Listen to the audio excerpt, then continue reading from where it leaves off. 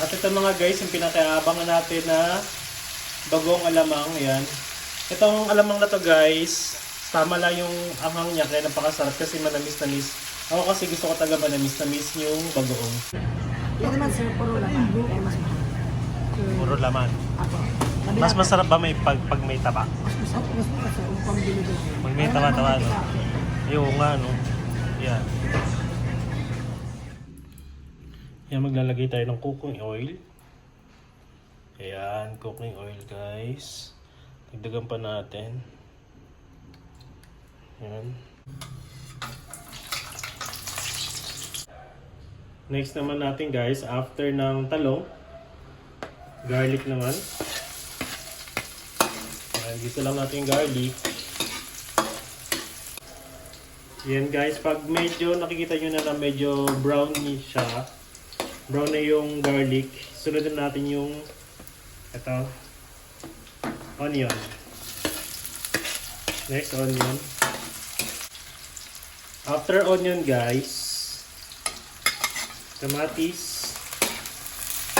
Ayan. Kamatis. Yan guys. Pag nakita nyo na ganyan yung tsura niya, medyo crispy-crispy na yung kamatis. Next na natin yung pork. Yan. Yung nilagay ko dito pork belly. Na yan, laman. Mas masarap kasi guys pag may kasamang laman at taba. I mean, mas masarap siya pag may kasamang taba. Hindi yung puro laman lang. Dapat may kasama talagang taba. Ayan.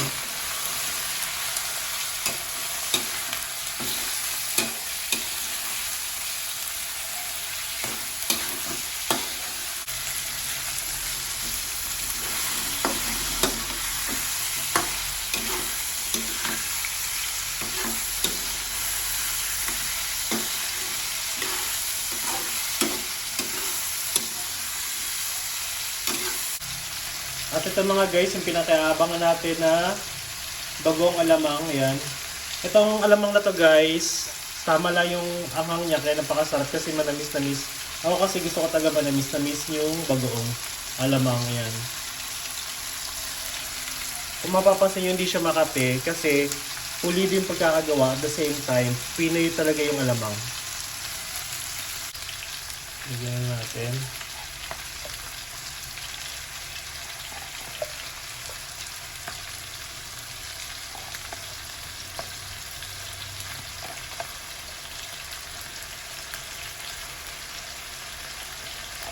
Pinamihan ko na siya guys.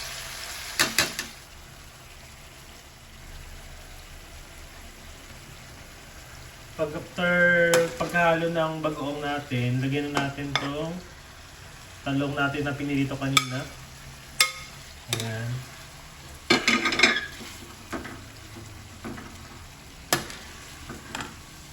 Ayan siya guys.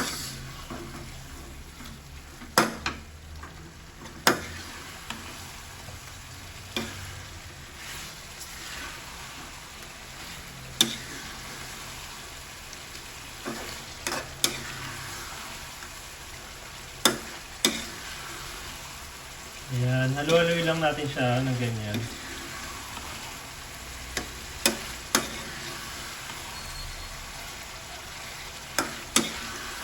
Haloy lang natin ang haluin, ganyan nga.